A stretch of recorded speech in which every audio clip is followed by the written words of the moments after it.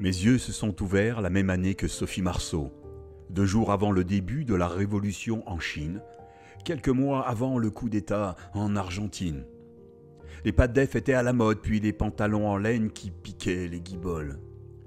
Des années d'insouciance où l'on suçait des cailloux, les blagues étaient potaches et on connaissait nos amis, leurs familles et leur vie. On passait du temps ensemble, rire et pleurer. On ne pouvait se quitter. Les pas de def ont laissé la place au disco, apprentissage de la vie, amour et tromperie. Copains, sorties et liberté. Disputes entre amis, coups de gueule et bousculades et l'affaire était réglée. Nous pouvions à nouveau nous aimer. 90, 2000 et 2020. Comme un claquement de doigts accéléré à la vie. Essais et erreurs, réussite et terreur à user mon enveloppe. Ce n'est ce temps qui passe qui m'effraie, mais l'encensement de l'extrême, qui ne laisse plus de place à la différence de l'humanité. Je regrette mes pantalons qui grattent, le discours qui nous rapprochait sans pétard ni acide.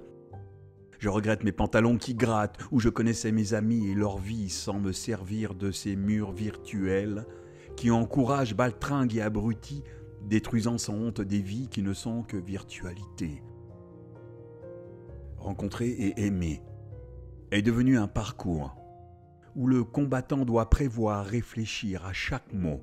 Communiquer devient un langage où le parti pris impose ses choix. Toute action sert l'extrême et est revendiquée. Extrême droite, gauche, féminisme, machiste, raciste et anti-avortement, masque, vaccin, droit de penser devient interdit. Incapable d'assumer, sans ressources d'identité, où la reconnaissance, ce besoin humain s'exprime avec lâcheté. Jouer le martyr et s'exposer, se plaindre et gémir, comploter et mentir, se mettre en avant et bouger les foules malgré un passé de délinquants dont la majorité n'aura pas la curiosité d'aller chercher la vérité.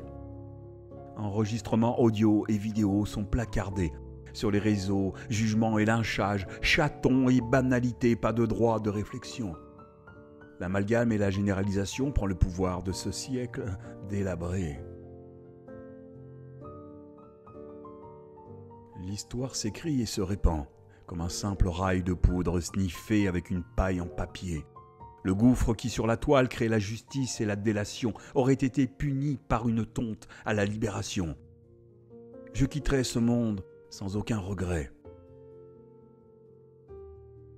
Je regrette mes pantalons qui grattent, ma naïveté, l'esprit de partage qui flottait comme un parfum d'orchidée. Prendre du recul, observer, ne rien dire et vivre caché pour être heureux. Mais j'ai la chance de me souvenir de ces pantalons qui grattent, du disco et des moments passés.